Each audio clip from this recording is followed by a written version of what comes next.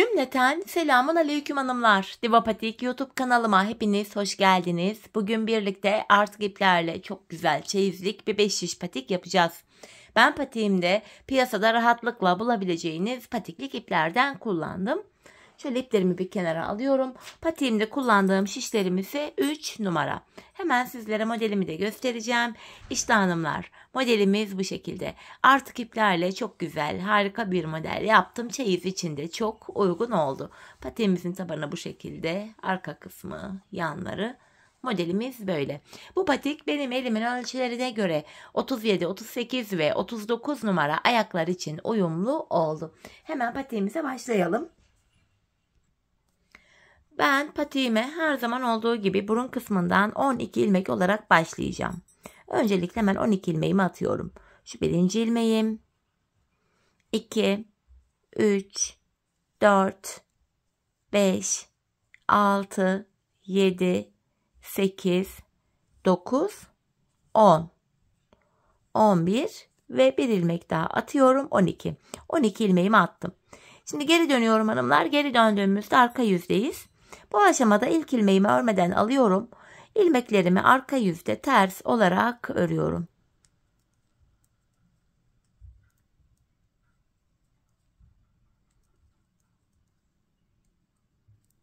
Sonuncu ilmeğimi de ters ördüm. Şimdi geri dönüyorum. Ön yüzdeyiz hanımlar. Bu aşamada artık tamamen düz örgü uygulaması yapacağız. 5 yere geçeceğiz. Öncelikle kenar ilmeğimi ilk ilmeğimi örmeden alıyorum. Tamamen düz örgü uygulaması yapacağız hanımlar. İkinci ilmeğimi ördüm. Şu üçüncü ilmeğim 4, 5, 6. İlk 6 ilmeğimi ilk şişimle ördüm. Kalan 6 ilmeğimi de ikinci şişimle örüyorum. 12 ilmeğimi 6'şar 6'şar iki şişime eşit olarak paylaştırdım. Şimdi hiç geri dönmeden ilk başlangıç yerlerinden ilmekler çıkaracağız 3. şişimize. İlk ilmeğimi hemen şu kenardan ilmeğin iki kanadına birden girerek çıkarıyorum. Hemen şuradan. Devamında ilmek çıkartabilmek için de tığımdan yardım alacağım hanımlar. Başlangıç yerlerine girerek ilmek çıkartıp şişime takıyorum. Başlangıç yerine hanımlar ilmeğin iki kanadına birden girerek ilmek çıkartalım. Patik burnumuz daha sağlam oluyor. Şu 4. ilmeğim. Şu 5. Şu da 6. ilmeğim. Şimdi bir 6 ilmek daha çıkaracağım. Onu da 4. şişime takacağım. Şu 1. ilmeğim. Şu 2. ilmeğim. Şu 3. ilmeğim. Şu 4. ilmeğim. Şu 5. Şu da 6. ilmeğim. Böylece 4 şişimizde de 6'şar ilmeğimiz oldu. 5. şişimi aldım, örmeye başlayacağım. Bir sıra 4 şişimizdeki 6 ilmeğimizi de düz olarak öreceğiz hanımlar. 5 şiş patikte bir sıra dediğimiz olay şudur. 4 şişimizdeki ilmeklerimizi de örüp tamamlayınca bir sıra örmüş oluyoruz. 2. şişime geldim. Boşalan şişimiz ile sıradaki şişteki ilmeklerimizi örüyoruz. 5 şiş patik böyle dolana dolana örülüyor. 2. şişimi de yine ördüm. 3. şişime geldim. Yine buradaki 6 ilmeğimi de düz örüyorum. 4. şişime geldim. Yine buradaki 6 ilmeğimi de boşalan şişim ile düz olarak örüyorum.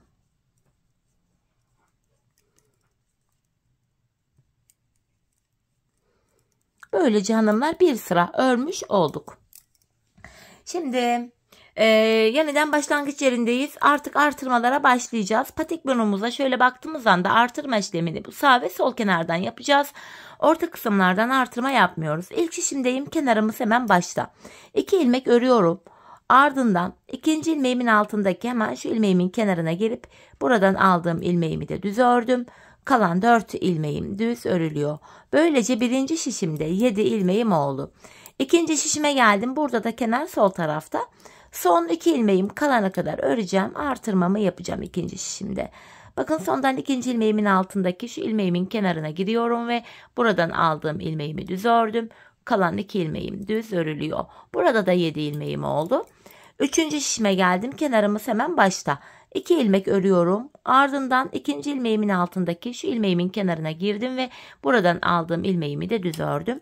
Kalan ilmeklerim düz örülüyor. İlk 3 şişimde 7'şer ilmeğim oldu. 4. ve sonuncu şişimdeyim. Kenarımız şöyle baktığımız anda sol tarafta. Son 2 ilmeğim kalana kadar öreceğim. Artırmamı yapacağım. Bakın sondan 2. ilmeğimin altındaki şu ilmeğimin kenarına girdim ve buradan aldığım ilmeğimi düz ördüm. Kalan 2 ilmeğimi düz örüyorum. Böylece 4 şişimizde de 7'şer ilmeğimiz oldu. Bir sıra artırma yaptık. Şimdi hanımlar bir sıra artırma yapmayacağız. 4 şişimizdeki 7 ilmeğimizi de düz olarak öreceğiz. 5 şiş patik burnunda bir sıra artırma yaparken bir diğer sırada artırma yapmıyoruz. Sebebi şu: her sıra artırma yaparsak şayet patik burnumuz bir anda açılma yapar ve hoş bir görüntü olmaz. İkinci şişimdeki ilmeklerimi de düz ördüm. Yine 3 ve 4. şişimdeki ilmeklerimi de düz öreceğim.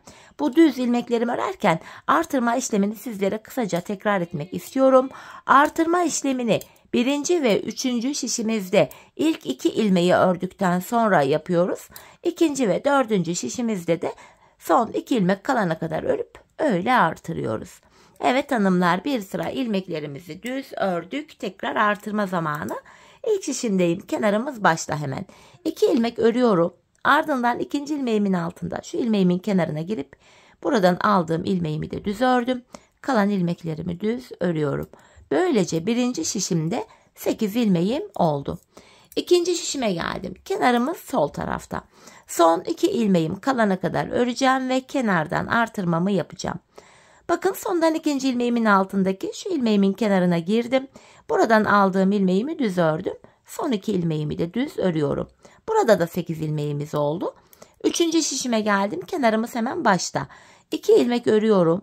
Ardından 2. ilmeğimin altındaki hemen şu ilmeğimin kenarına girdim ve buradan aldığım ilmeğimi de düz ördüm. Kalan ilmeklerimi düz örüyorum. İlk 3 şişimde 8'er ilmeğim oldu.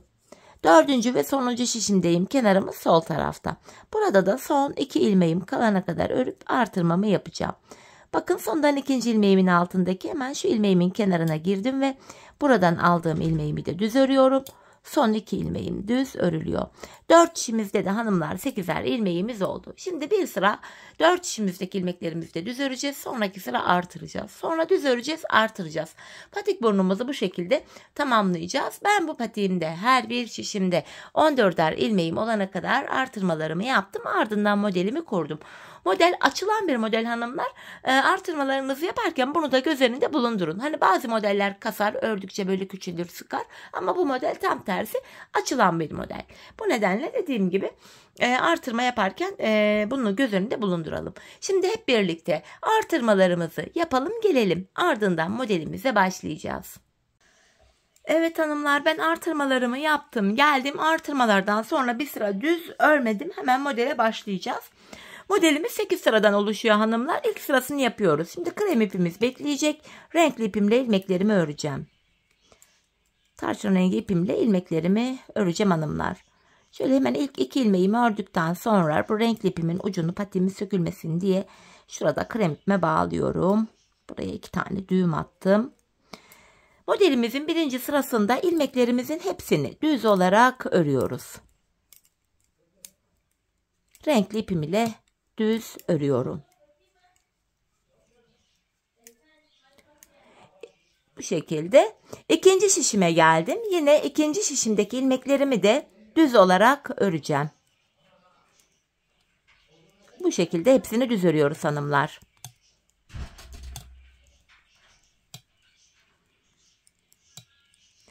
Üçüncü şişime geldim. Yine buradaki ilmeklerimin de tamamını bu tarçın rengi ipim ile örüyorum. Düz örgü uygulaması yapıyoruz.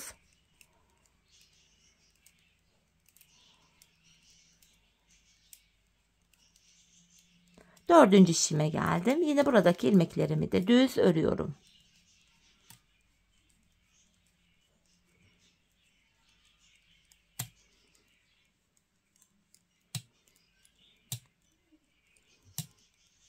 Bu şekilde hanımlar bir sıra modelimizi yaptık. Şimdi modelde 2. sıramız. 2. sıramızda yine renkli ipimle devam edeceğim. Bu defa ön yüze haroşa örgü düşsün diye ilmeklerimin hepsini ters örüyorum. Bu şekilde ilmeklerimin tamamını ters olarak öreceğim. Bakın ön yüze böyle haroşa örgü görüntüsü oluşuyor. İlk sırada düz örmüştük ilmeklerimizi. Modelimizin ikinci sırasında da ilmeklerimizi sırası ile ters olarak örüyoruz. İkinci şişime geldim. Yine buradaki ilmeklerimi de ters örmeye devam edeceğim. Bildiğimiz ters örgü uygulaması yapıyoruz yani burada. Üçüncü şişime geldim. Yine burada da ilmeklerimi ters olarak örüyorum.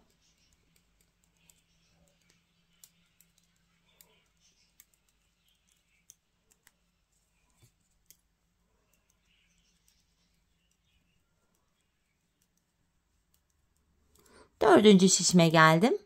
Burada da aynı işleme devam edeceğim. Yani ilmeklerimi ters olarak öreceğim.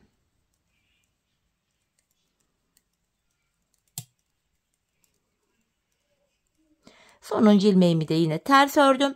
Modelimizde hanımlar ikinci sıramızı tamamladık. Geldik üçüncü sıramıza. Şimdi krem ipimi elime alıyorum. Modelimizin ikinci sırasında üçüncü sırasında hanımlar ilmeklerimizin tamamını krem ipimiz ile düz olarak örüyoruz. Modelde üçüncü sıramız. Krem ipimiz ile ilmeklerimizi düz olarak öreceğiz. Bakın ilk şişimdeki ilmeklerimi ördüm. İkinci şişime geldim. Yine buradaki ilmeklerimi de krem ipim ile düz örüyorum.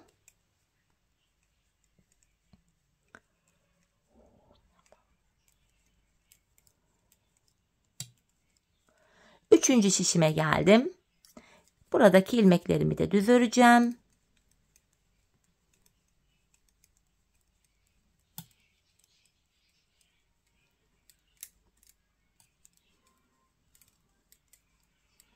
Dördüncü şişime geldim. Dördüncü şişimdeki ilmeklerimi de düz örüyorum.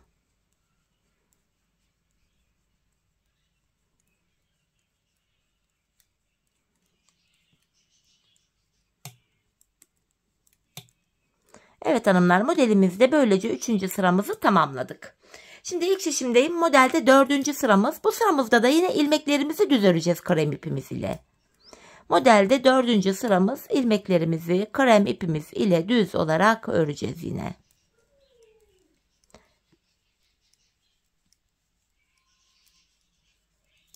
İlk şişimi ördüm. İkinci şişime geldim. Yine buradaki ilmeklerimi de düz örüyorum.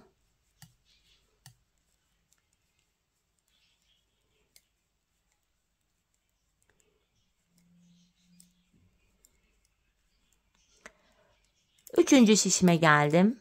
Buradaki ilmeklerimi de yine düz örüyorum.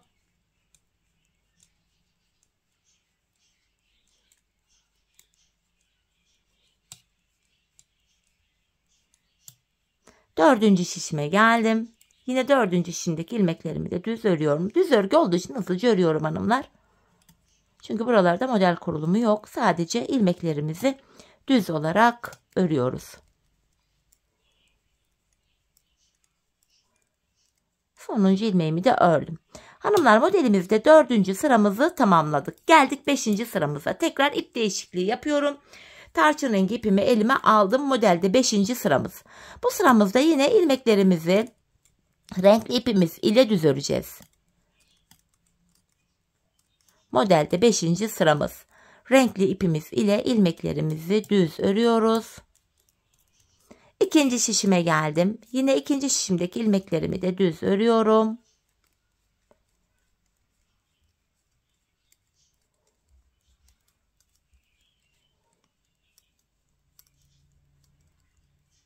Dördüncü şişime geldim. Pardon, üçüncü şişimdeyim. Çok özür dilerim. Buradaki ilmeklerimi de yine renkli ipimle düz örmeye devam ediyorum.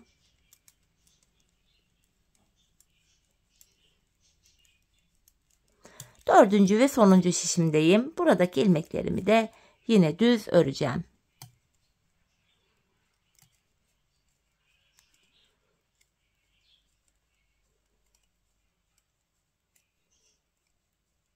Sonuncu ilmeğimi de ördüm.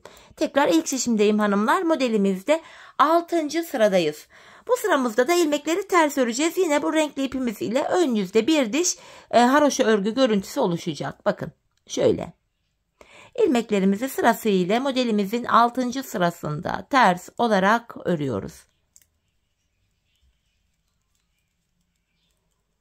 İlk şişimi ördüm.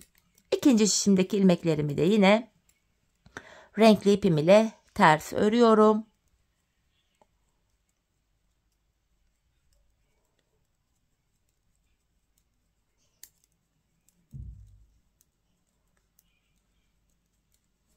Üçüncü şişimdeyim. Ters örmeye devam edeceğim burada da. 4 şişimizi de örünce bir sıra örmüş oluyoruz. Modelin bir sırası tamamlanıyor hanımlar.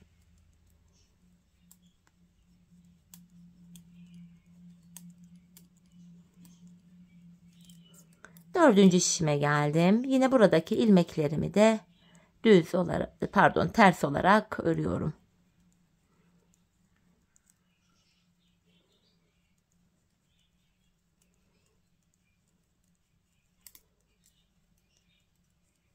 Sonuncu ilmeğimi de ters ördüm. Modelde 6. sıramızı tamamladık. Geldik 7. sıramıza. Bu sıramızda artık modelimiz şekillenecek hanımlar. 7. sıramız. Renkli ipimi burada bırakıyorum. Krem ipimle örmeye devam edeceğim. Bu modelimiz hanımlar 5 ilmek üzerine kuruluyor. Model aralarında 2'şer ilmek var. Öncelikle hanımlar ilk ilmeğimi düz örüyorum. Model 5 ilmek üzerine kuruluyordu. Öndeki 5 ilmeği sayıyoruz. Bakın 5 tane renkli ilmeğim. 1, 2, 3, 4, 5. Bu ortanca ilmeğimin, bakın 5 tane ilmeğim var. Bu ortanca, yani bu 3. renkli ilmeğimin hemen şurada altına iniyorum. Bakın altına iniyorum. Bakın burada en alttaki renkli haroşamın bir altında krem düz ilmeğim var. Ortanca ilmeğimin. Oraya şişimle şöyle girdim. Buradan işte tam şurasıydı. Buradan şöyle krem ipim ile uzunca bir ilmek çıkartıyorum. Uzunca bir ilmek çıkarttım burada. Yanına 2 ilmek düz öreceğim. 1, 2. Ortadaki renkli ilmeğimi örmeden alıyorum. Yanına 2 ilmek daha krem ipim ile örüyorum. Ardından tekrar aynı yere şişimle girerek şöyle krem ipimle bir uzunca bir ilmek daha çıkartıyorum. Şöyle. Tekrar şöyle giriyoruz. Buradan yine krem ipimle şöyle uzunca bir ilmek çıkarttım. Bakın hanımlar, ilk modelimizi bu şekilde oluşturduk. Bu bizim ilk modelimizdi. Şimdi ikinci modelimizi yapacağız. İkinci modelimizi yapmadan önce model arasında 2 tane düz ilmeğim vardı. 2 ilmeğimi ördüm. Şimdi tekrardan öndeki 5 ilmeğim. 5 tane renkli ilmeğim. 1, 2, 3, 4, 5. Bu ortanca ilmeğimin şöyle en altında bakın krem ilmek yeri var. Şuraya giriyorum. Buradan uzunca bir ilmek çıkartıyorum. Yanına 2 ilmek krem ipim ile örüyorum. Ortadaki bir renkli ilmeğimi örmeden sağ şişime aldım. Yanına 2 tane daha krem örüyorum. Ardından tekrar aynı yere şişim ile girerek bir ilmek daha çıkartacağım. Şöyle. Şöyle. Gördüğünüz gibi bu ikinci modelimizde yaptık. Yine model arasında 2 ilmeğim var. 1. İkinci şişimden devam ediyorum. Şurada ikinci ilmeğim. Bir diğer modelimi yapacağım. Yine öndeki 5 ilmeğim var. Bu 5 ilmeğin ortancası hemen şurada bakın. Şu. Bu ilmeğimin şöyle altına inerek bakın en altında krem ilmek yerine girerek buradan uzunca bir ilmek çıkartacağım. Şöyle. 2 ilmek düz örüyorum. Ortadaki renkli ilmeğimi örmeden aldım. Yanına 2 ilmek daha örüyorum. Ve tekrar aynı yere ilmek çıkarttığım yere girerek bir ilmek daha çıkartıyorum. Model arasında 2 tane ilmeğim var. 2 ilmeği düz ördüm. Bakın hanımlar, bir diğer modelimizi de bu şekilde yapmış olduk. Şimdi diğer modelimizi yapacağız. Yine önde 5 ilmek. Bu ortanca ilmeğin bakın 1, 2, 3. Bu 3. ilmek oluyor ortanca ilmek. Hemen şu ilmeği şöyle düzeltince altı görünüyor. Tam altına bakın alttaki haroşanın altındaki krem ilmek yerine girerek krem. Buradan bir ilmek çıkartıyorum. Yanına 2 ilmek düz örüyorum. Ortadaki renkli ilmeği örmeden aldım. Hemen yanına 2 ilmek daha örüyorum. Ve aynı yere girerek bakın ilmek çıkarttığım yere girerek bir ilmek daha çıkartıyorum buradan. Şöyle uzun bir ilmek çıkarttım. Arada 2 ilmek düzümüz var. 3. şişinden alıyorum 2. ilmeğimi. Tekrar modelime devam ediyorum hanımlar. Yine 5 ilmek. Ortadaki ilmeğimin, şu ilmeğimin bakın en altına inerek uzunca bir ilmek çıkartıyorum.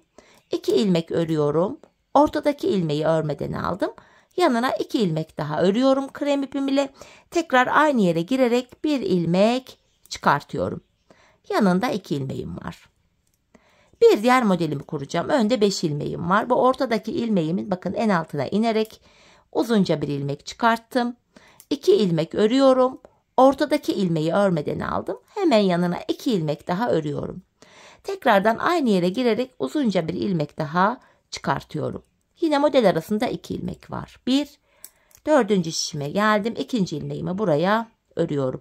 Tekrar modelimi yapacağım. Bakın önde 5 ilmek var. Ortanca ilmeğimin yani şu ilmeğimin şöyle altına inerek bakın tam buraya uzunca bir ilmek çıkartıyorum. 2 ilmek ördüm. Ortadaki renkliyi örmeden alıyorum. Yanına 2 ilmek daha örüyorum. Ve tekrar aynı yere girerek uzunca bir ilmek daha çıkartıyorum. Model arası için yine 2 ilmek düz ördüm. Şimdi sonuncu modelimizi yapacağız hanımlar. Önde 5 ilmeğim var. Bu ortanca ilmeğimin yine bakın şöyle en altına inerek şuraya.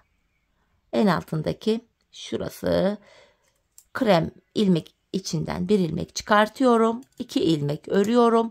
Bir tane renkliyi örmeden aldım. Yanına 2 tane daha krem ördüm ve aynı yere şişimle girerek bir uzun ilmek daha şöyle çıkartacağım. Şu şekilde ve sonuncu ilmeğimi normal düz olarak örüyorum. Bu şekilde hanımlar modelde 7. sıramızı tamamladık. Bu aşamada artık şöyle makasımı alacağım. Bir sonraki modeli farklı renkli yapacağım için bu ipimi artık kesiyorum buradan. Sizler aynı iple yapacaksanız ipi kesmenize gerek yok. Şöyle ipimi kestim. Hemen bu renkli ipimin ucunu patiğimiz sökülmesin diye krem ipime bağlıyorum. Modelde 7. sıramız bitti. Şimdi 8. ve sonuncu sıradayız. Bu defa alttan çıkarttığımız ilmekleri toplayacağız. İlk ilmeğimi normal düz ördüm. Bakın alttan çıkarttığım bir tane şöyle uzun ilmeğim var. Şöyle. Bir de önünde düz ilmek var. İkisini birlikte keserek örüyorum. Yanındaki bir kremi düz ördüm. Ortadaki renkli ilmeğimi yine örmeden alıyorum. Yanına bir tane krem örüyorum. Tekrardan bakın alttan çıkarttım. Uzun ilmek bir düz ilmek var. Bu ilmeklerimi şöyle yapacağım. Uzun ilmeğimi bu hemen yanındaki düz ilmeğimin önüne bırakıyorum. İkisini keserek örüyorum. Bu şekilde hanımlar ilk modelimizi toplamış olduk. Model arasında 2 düz ilmeğimiz vardı. 2 düz ilmek yine düz örülüyor. İkinci modelimizi yapacağız. Bakın şurada düz ilmeğim var. Uzun ilmeğim var. Uzun ilmeğin yönü düzgün gelmeli hanımlar. Bakın düzgün değilmiş. Şöyle düzelttim. Model düzgün düşsün diye. Hemen önündeki düz ilmekle birlikte ikisini kesiyorum. Yanına bir ilmek düz ördüm. Renkli ilmeğimi örmeden sağ şişimi alıyorum. Yanındaki bir kremi örüyorum. Burada bir düz ilmeğim bir de uzun ilmeğim var. Bu uzun ilmeğimi düz ilmeğimin önüne şöyle takıyorum ve ikisini keserek örüyorum. Bu şekilde ilk 2 modelimizi örmüş olduk hanımlar. Şimdi devam edeceğiz. Arada 2 tane düz ilmeğim var. 1, ikinci şişime geçtim 2. Bir diğer modelimi yapacağım. Alttan aldığım uzun ilmek var. Bakın yönünü düzelttim. Yanında düz ilmek. İkisini keserek örüyorum. Yanındaki bir kremi düz ördüm. Renkli ilmeğimi örmeden alıyorum. Tekrar yanına bir krem düz ördüm. Ardından şu uzun ilmeğimi düz ilmeğimin önüne bırakıyorum ve ikisini keserek örüyorum. Arada 2 düz ilmeğim var. 1, 2.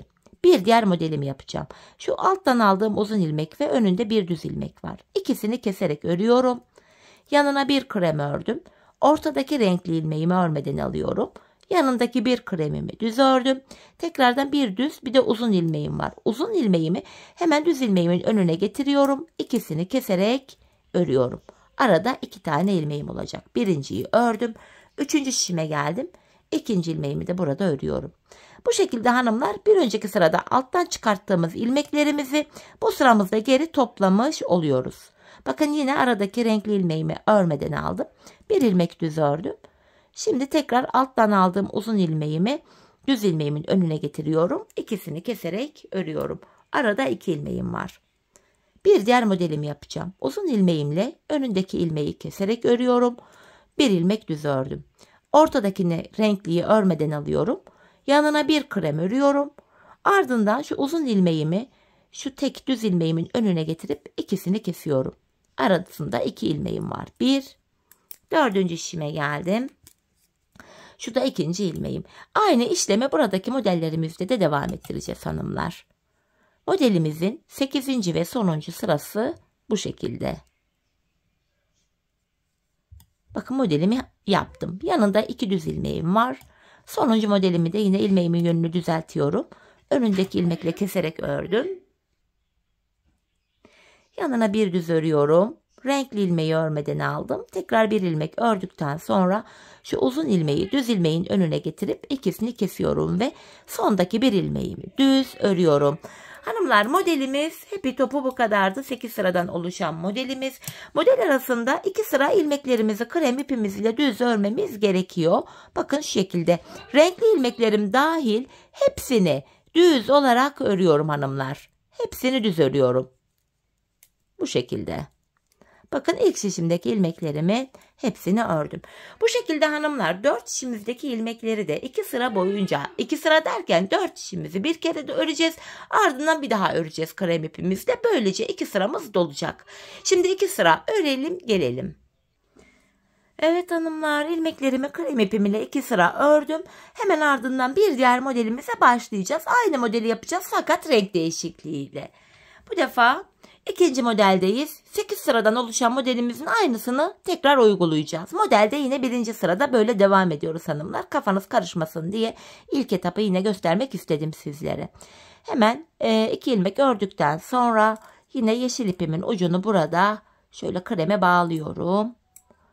Şimdi ikinci modelde 1. sıradayız hanımlar. Bu sıramızda yine ilk modelde olduğu gibi ilmeklerimizin tamamını bu renkli ipimiz ile düz olarak örüyoruz. İlk modeli nasıl yaptıysak ikinci modeli de aynı şekilde yapacağız hanımlar. Bakın ilk şişimizdeki ilmeklerimizi ördük. Bu şekilde diğer 3 şişimizde öreceğiz. 1. sırayı tamamlayacağız. Ardından 2. sıra 3, 4, 5, 6, 7, 8 derken ikinci modeli de bitireceğiz. Bu aşamada hanımlar bakın kafanız karışacak olursa sadece renk değişikliği yaptık. Model aynı. Diğer ikinci modeli yaparken de ilk modelin videosunun, hani videoyu biraz geri alarak ilk modelin sıralamalarını takip ederek ikinci modeli de aynı şekilde yapabilirsiniz. Yani model aynı. Değişen hiçbir şey yok. Kafanız karışmasın diye zaten ilk modelin 8 sırasını da 4 işte ilmek ilmek gösterdim. Kelime kelime anlattım. Sadece renk değişikliği yaparak aynı modeli tekrar ediyoruz. Şimdi ikinci modeli bitirdikten sonra 8 sıradan oluşan modeli yine krem ipimizle ilmeklerimizi 2 sıra düz öreceğiz. Ardından 3. modele başlayacağız. Yine renk değişikliği yaparak 8 sıradan oluşan 3. model bitecek. Tekrar yine 2 sıra ilmeklerimizi düz öreceğiz. Ardından 4. yani sonuncu modele başlayacağız. Sonuncu modelimizde hanımlar 8 sıradan bitirdikten sonra 8 sıra sonuncu modelimizi de örüp bitirdikten sonra artık ben bu en son modelden sonra 4 şişimdeki ilmekleri de 2 sıra değil de sadece 1 sıra 4 şişimi krem ipim ile düz ördüm. Ardından bilek ayrımını yaptım hanımlar. Şimdi hep birlikte patiğimizin ön bölümündeki 4 modelimizi sizlere tarif ettiğim gibi tamamlayalım gelelim. Ardından birlikte bilek ayrımını yapacağız. Evet hanımlar, patiğimin ön bölümünü tamamladım. 4 tane model kurulumu yaptım ve 4. modelimi bitirdikten sonra bir sıra 4 şişimdeki ilmeklerimi de krem ipim ile düz olarak ördüm. Şimdi bilek ayrımını yapacağız. Hanımlar ilk şişimdeyim, yani 1. şişimde. Burada son bir ilmeğimiz kalana kadar ilmeklerimizi düz olarak örüyoruz.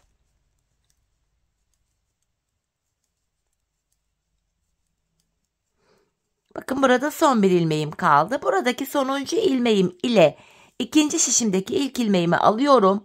Bu 2 ilmeği bu bilek ayrımında bakın şöyle birbiriyle yer değiştirdim. Yer değiştirdiğim ilk ilmeğimi ilk şişimle örüyorum. Bilek ayrımında burada ilmekleri yer değiştirerek ördük. Bunun sebebi şu: bilek ayrımı daha sıkı ve sağlam oluyor ve bu aradaki 2 ilmek arasında ayrık bir görüntü oluşmuyor hanımlar. Şimdi patiğimizin kenarlarına geldik. Ben patiğimin şu kenarlarına, yani şuralara 7'şer ilmek haroşa ördüm. Örgümüzün hem ön hem arka yüzünde düz örgü örünce haroşa oluyor. Hem ön hem arka yüzde ters örgü örünce yine haroşa oluyor. Ben örgümüzün her iki tarafında da düz örgü örerek haroşalarımı elde ediyorum. Şimdi ikinci şişime geçtim. Buradaki bilek bölümündeki ilk 7 ilmeğim haroşa. Haroşalarımı düz örüyorum. Şu 4, 5, 6, 7. Devamında gelen ilmeklerimi de şu anda ön yüzdeyim. Düz örmeye devam edeceğim hanımlar. Artık patiğimizin arka bölümüne geldik. Arka bölümde ön yüzde düz, arka yüzde de ters örgü uygulaması yapacağız. Şu anda ön yüzdeyim. İlmekleri düz örüyorum. Bilek ayrımına kadar öreceğiz. Ardından geri döneceğiz. Geri döndüğümüzde arka yüzde olacağımız için ilmeklerimizi ters öreceğiz hanımlar. Bir diğer şişime geçtim. Yine buradaki ilmeklerimi de yine düz olarak öreceğim.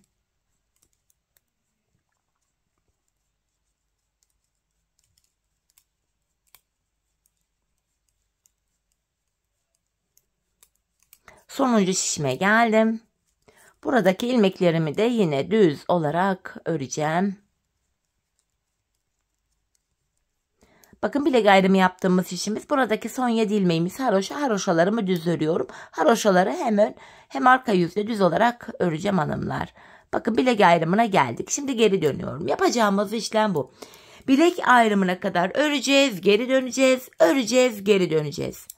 Şimdi ben sonuncu ilmeklerimi ördüğüm için ilk ilmeğimi örmeden aldım. Kenar ilmeğimle birlikte toplam 7 ilmek haroşamı düz örüyorum. Bakın 4 oldu. 5, 6, 7. Bu şekilde ön yüze bir diş haroşamız düştü gördüğünüz gibi. Şimdi arka yüzdeyiz hanımlar. Diğer ilmeklerimi ters olarak öreceğim. Bir diğer şişime geçtim. Yine buradaki ilmeklerimi de ters öreceğim hanımlar. Hanımlar patiğimizin arka bölümünde yapacağımız işlem sadece bundan ibaret. Bilek ayrımına kadar öreceğiz, geri döneceğiz, öreceğiz, geri döneceğiz.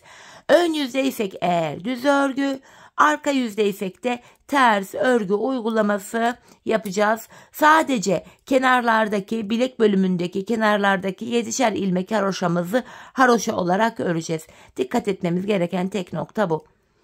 Patiğimizin arkası dediğim gibi bundan ibaret.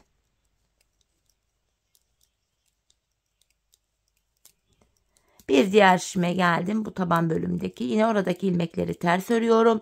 Sadece son 7 ilmeğim haroşa olduğu için son 7 ilmeğimi düz öreceğim. Bakın son 7 ilmeğime geldim. Haroşalarımı düz olarak örüyorum. Sonuncu ilmeğimi de düz ördüm. Şimdi geri dönüyorum. Bu şekilde hanımlar tekrardan bilek ayrımına kadar ördük. Gördüğünüz gibi geri döndüm. Yine ilk ilmeğimi örmeden alıyorum. Haroşalarımı yine düz öreceğim. 7 ilmek haroşamı. Yine ön yüzeyim. Bu defa ilmeklerimi diğer bilek ayrımı yaptığımız yere kadar düz olarak öreceğiz. Patiğimizin arkası böyle. Diğer bilek ayrımına kadar öreceğiz. Geri döneceğiz. Öreceğiz. Geri döneceğiz. Ön yüzde düz, arka yüzde ters öreceğiz ilmekleri. Sadece bu kenarlardaki haroşalarımız haroşa olarak örülecek. Şöyle baktığımız anda buralarda birer diş haroşamız oldu hanımlar. Ben bu patiğimin şu arka bölümüne toplamda 15 diş şu haroşa sıralarını sayacak olursak 15 sıra haroşa ördüm. Benim ölçülerime göre bu tam oldu. Bu tamamen sizin ölçülere göre değişiklik gösterebilir. Şöyle ki patiğinizi bir miktar ördükten sonra arka bölümünü bir ayağınıza giyin, ölçün hanımlar. Bu arka bölümünü şu topuğunuzun kenarına gelene kadar örmeniz gerekiyor. Bu şekilde ölçü alarak yaparsanız patiğiniz ayağınıza tam olur. Sonradan yok benim patiğim büyük oldu, yok küçük oldu gibi bir sorun yaşamazsınız. Şimdi hep birlikte ölçülerimize göre patiğimizin arka bölümünü örelim gelelim. Ardından birlikte topuğumuzu keseceğiz. Evet hanımlar, patiğimin arka bölümünü ördüm geldim. Burada 15 diş haroşam var. Bu aşamada bilek ayrımından sonra şu bölümü genişlediği için ilmeklerin hepsi tek şişte toplanacak duruma geldi. Fakat ben bu aşamada topuk kesiminde bana kolaylık sağlasın diye bu sol tarafa 24 ilmek ayırdım. Kalan ilmeklerimi de bu sağ şişime taktım. Şimdi patiğimizin topuğunu keseceğiz hanımlar. Bu aşamada yine kenardaki 7 ilmek haroşamızı haroşa olarak örüyoruz. Model bütünlüğü sağlansın diye. 7 haroşamı ördüm. Şimdi ön yüzdeyim. İlmeklerimi düz olarak ve sayarak örmeye devam edeceğim. 7 haroşamı örmüştüm. 8, 9, 10, 11, 12, 13, 14, 15, 16, 17, 18, 19, 20, 21, 22, 23 ilmek ördüm. 24. ilmekte şu öndeki ikisini alıyorum. Keserek örüyorum. 23 ilmek ördüm. 24. de kesim yaptım. Zaten bu sol tarafı da 24 ilmek ayırmıştık. Topuğumuz için orta kısma baktığımızda burada da 7 ilmeğimiz kaldı. Bu 7 ilmek her seferinde birer birer kesilecek, eksilecek, bitecek ve böylece topuğumuz oluşacak. Şimdi yapacağımız işlem şu. Kesim yaptıktan sonra geri dönüyorum. Arka yüzdeyim. Bu ilk ilmeğimi örmeden aldım. Arka yüzde olduğum için diğer ilmeklerimi ters olarak örüyorum. Sadece kenardaki son 7 ilmeğimi haroşa olarak öreceğim hanımlar. Bakın son 7 ilmeğime geldim. Haroşalarımı düz örüyorum. Evet, şimdi tekrar geri döndük. Ön yüzdeyiz. Bir önceki sırada yaptığımız işlemin aynısını yapacağız. Yani ilk 23 ilmeği öreceğiz. 24. de kesimimizi yapacağız. 7 haroşamı ördüm. Sayarak gidiyorum. 8, 9, 10, 11, 12, 13, 14, 15, 16, 17, 18, 19, 20, 21, 22, 23. 23 ilmek ördüm. 24.'ye gelince şu öndeki ikisini alıyorum. İkisini birlikte keserek örüyorum. İkinci kesimimizi de yaptık. Bir önceki sırada bu arada 7 ilmek vardı. Şimdi baktığımızda 6 ilmek kaldı. Yani 1 ilmek eksildi. Şimdi yapacağımız işlem şu: kesim yaptık. Tekrar geri döneceğiz. Arka yüzde ilmekleri öreceğiz. Ön yüzde yeniden 23 ilmek öreceğiz. 24. de kesimimizi yapacağız. Biz bu kesme işlemine şu arada kalan 6 ilmeğimiz birer birer eksilip bitene kadar devam edeceğiz hanımlar. Şimdi hep birlikte bu 6 ilmek bitene kadar patiğimizin topuğunu sizlere tarif ettiğim gibi örelim gelelim. Evet hanımlar, patiğimin topuğunu ördüm ve geldim. Bu aşamada ilk başta bu sol tarafa 24 ilmek ayırmıştım. Kesimlerden sonra sağ şimdi de 24 ilmeğim kaldı. Yani her iki şişimizdeki ilmek sayıları da birbirine eşit. Bu aşamada patiğimizin düz tarafı içeride, ters tarafı da dışarıda olacak şekilde şöyle ikiye katlıyorum. Ben tığ ile kolay kesim yapabiliyorum hanımlar. Bu nedenle elime tığımı aldım. İlk kesimim şöyle. Benden taraftaki şişten bir ilmek, ikinci şişten de bir ilmek aldım. İkisini topluyorum. Diğer kesimlerimi de şöyle yapacağım. Benden taraftaki şişten bir ilmek, ikinci şişten de bir ilmek alıyorum. İkinci ilmeği ilkinin içinden geçirdim. Tığımdaki ilmekleri topluyorum. Benden taraftaki şişten bir ilmek, ikinciden de bir ilmek aldım. İkinci ilmeği ilkinin içinden geçirdim. Tığımdaki ilmekleri topluyorum. Karşılıklı olarak şişlerimizden birer tane ilmek alıyoruz ve ikinci şişten aldığımız ilmeği ilk şişten aldığımız ilmeğin içinden geçiriyoruz. Tığımızdaki ilmeklerimizi topluyoruz hanımlar. Kesme işlemini bu şekilde gerçekleştiriyoruz. Her iki patiğimizin topuk kesim yönü de aynı tarafta oluyor. Aynı şekilde topuğu kesiyoruz hanımlar. Hani sağ patiğin topuğu sağ tarafta, yok sol patiğinki sol tarafta diye bir şey yok. Her ikisini de aynı yapıyorum. Zaten gizli kesim olduğu için kesim yeri belli bile olmuyor. Aynı zamanda her iki şişteki ilmek sayıları da eşit olduğu için kesim sonunda ilmeklerimiz aynı anda bitiyor. Sırasıyla ilmeklerimi kesmeye devam ediyorum. Benden taraftaki şişten bir ilmek alıyorum. İkinci şişten de bir ilmek aldım. İkinci şişten aldığım ilmeği ilk şişten aldığım ilmeğin içinden geçiriyorum. Tığımdaki ilmeklerimi topluyorum hanımlar. Haroşalı bölümlere geldim. Burada da yine ilmeklerimi aynı şekil kesiyorum.